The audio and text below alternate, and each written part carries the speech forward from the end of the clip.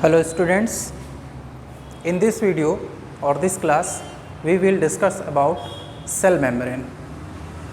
तो सेल के बारे में आप लोगों को जैसा कि पता ही होगा कि सेल जो है कोशिका जो जीवन की एक मूलभूत संरचनात्मक एवं कार्यात्मक इकाई होती है। ह्यूमन बॉडी में कई विभिन्न प्रकार की कोशिकाएं पाई जाती हैं और हमारा पूरा का पूरा शरीर जो है वो बहुत सारी कोशिकाओं से मिलकर बना होता है। शरीर में विशेष या सामान्य कोई पर्टिकुलर सेल नहीं पाई जाती। सुविधा अनुसार हम कह सकते हैं कि ज़्यादातर जो कोशिकाएं होती हैं उनके कार्य समान होते हैं। ह्यूमन बॉडी में या ह्यूमन बीइंग के अधिकतर कोशिकाओं का जो व्यास होता है वो जनरली 10 से 20 माइक्रोन के बीच में होता है, माइक्रोन मीटर के बीच में होता है। इसका जनरली जो रेंज होता है 2 से 120 माइक्रोन मीटर तक की हमारे शरीर में कोशिकाएं पाई जाती हैं। तो आइए इस टॉपिक में हम बात करते हैं सेल मेम्ब्रेन की। तो सेल मेम्ब्रेन की थिकनेस सबसे पहले देखेंगे। ये है सेल मेम्ब्रेन का स्ट्रक्चर। सेल मेम्ब्रेन की थिकनेस अगर हम देखें तो 7 to 10 नैनोमीटर इसकी थिकनेस होती है और एंगस्ट्रॉम में हम 70 to 100 एंगस्ट्रॉम इसको कह सकते हैं। इसकी स्ट्रक्चर देखते हैं। सभी मेम्ब्रेन जो है लिपिड मॉलिक्यूल की दोहरी परत से बनी हुई रहती है। आप देख सकते हैं कि यहाँ पर लिपिड मॉलिक्यूल की एक परत है और यहाँ पर दूसरी परत है जिसमें प्रोटीन के मॉलिक्यूल जो है एम्बेडेड रहते हैं, यानी कि धंसे हुए पाए जाते हैं। आप देख सकते हैं यहाँ पर जो ब्लू कलर का एरिया है, यहाँ पर प्रोटीन हमको इसके बीच बीच में नज़र आ रहे हैं। तो फर्स्ट ऑफ ऑल ये डबल लेयर्ड लिपिड की एक परत होती है, ठीक है, और जिसके बीच बीच में प्रोटीन के मॉलिक्यूल पाए जाते हैं। इनमें जो प्रोटीन होता है इस सेल मेम्ब्रेन का वो 50% मास का निर्माण करता है और इनमें जो पाए जाने वाले प्रोटीन होते हैं वो 2 प्रकार के होते हैं। एक तो वो प्रोटीन होते हैं जिनको हम लाइपोप्रोटीन कहते हैं और दूसरे वो प्रोटीन होते हैं जो ग्लाइकोप्रोटीन होते हैं। लाइकोप्रोटीन ऐसे प्रोटीन होते हैं जिन प्रोटीन में वसा मिश्रित होती है, ये वसा भी पाई जाती है।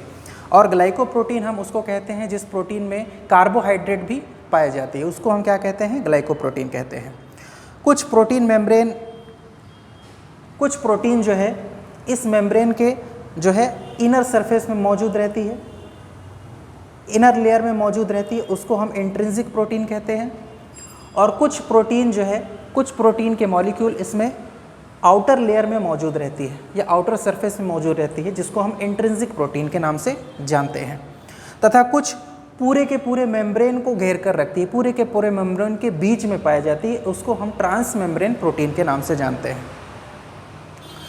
इंट्रिंसिक प्रोटीन, ये जो इंट्रिंसिक प्रोटीन होती है सर्व मेनली एज एंजाइम, और जो दूसरी है वो कंट्रीब्यूट टू साइटोस्केलेटन, ये एंजाइम सर्व करने का काम करती है।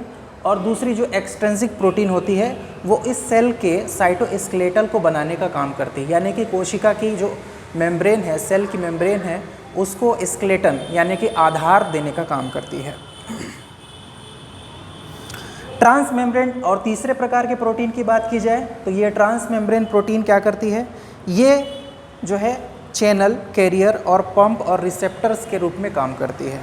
जब ये चैनल्स के रूप में काम करती है तब इससे आयन और वाटर सॉल्युबल मटेरियल जो है पास आउट होते हैं, ECF टू ICF और ICF टू ECF। ये ECF जो है एक्स्ट्रा सेलुलर फ्लूइड है कोशिका के बाहर, और ये ICF यानी कि साइटोप्लाज्म यानी कि इंट्रासेलुलर फ्लूइड।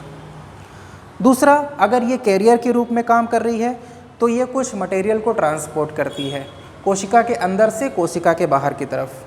अगर ये पंप के रूप में, इसमें कुछ प्रोटीन पंप के रूप में काम करते हैं जो कि कुछ आयंस को जैसे कि सोडियम और पोटेशियम आयन को ट्रांसफ़र करने का काम करते हैं। कभी कभी ये प्रोटीन, कुछ एम्बेडेड प्रोटीन जो रहती है, ये ट्रांस मेम्ब्रेन प्रोटीन जो है एज ए रिसेप्टर भी काम करती है। जो क्या काम करती है, एक्टिवेट इंट्रासेलुलर रिएक्शन, जो कोशिका के अंदर प्रतिक्रिया को जो है एक्टिवेट करने का काम करती है, प्रतिक्रिया को सक्रिय करने का कार्य करती है। इसमें जो लिपिड मॉलिक्यूल है वो एक पर्टिकुलर फैशन में व्यवस्थित रहते हैं। इसमें जो आप एक लिपिड मॉलिक्यूल को देखें तो उसका ये है हेड एंड, ये हेड वाला भाग है, और ये है टेल एंड। तथा दूसरी परत में हम देखें तो वही जो लिपिड मॉलिक्यूल है उल्टा व्यवस्थित रहता है, उसका हेड नीचे रहता है और उसका टेल ऊपर की तरफ रहता है। इसका जो हेड होता है वो हाइड्रोफिलिक नेचर का होता है, और जबकि इसका टेल वाला हिस्सा जो है, यानी कि ये बीच वाला जो हिस्सा होता है, वो हाइड्रोफोबिक नेचर का होता है। हाइड्रोफिलिक का मतलब होता है वाटर के पास जाने वाला, यानी कि जल स्नेहक, और हाइड्रोफोबिक यानी कि वाटर से दूर जाने वाला या वाटर से डरने वाला। तो इसका बीच वाला हिस्सा जो होता है हाइड्रोफोबिक नेचर का होता है, जिससे इस कोशिका के अंदर से बाहर या बाहर से अंदर किसी भी प्रकार के जल को आने जाने की मनाही होती है।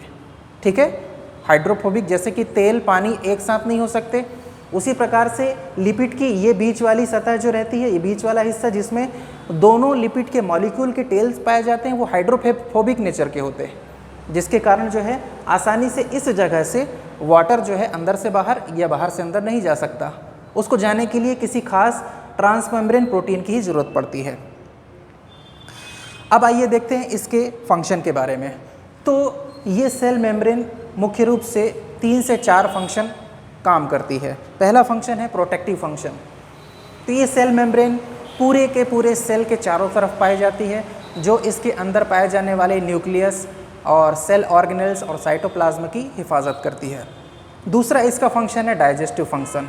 डाइजेस्टिव फंक्शन के अंतर्गत ये क्या करता है, इस सेल मेम्ब्रेन के जरिए से ये फूड मटेरियल को एब्जॉर्ब करेगा, और साथ ही साथ जो है इसी सेल के अंदर बनने वाले जो वेस्ट प्रोडक्ट है उनको भी इसी सेल मेम्ब्रेन के जरिए से वो बाहर निकालने का काम करता है।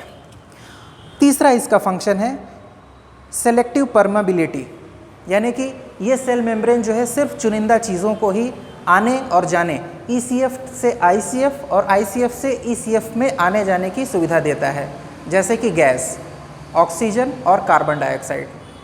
कोशिका के अंदर बनने वाला जो कार्बन डाइऑक्साइड है सिर्फ उसी को चयन करके ये ECF में भेजेगा, और ECF में आया हुआ जो ऑक्सीजन है उसको चयन करके यह ICF में भेजेगा।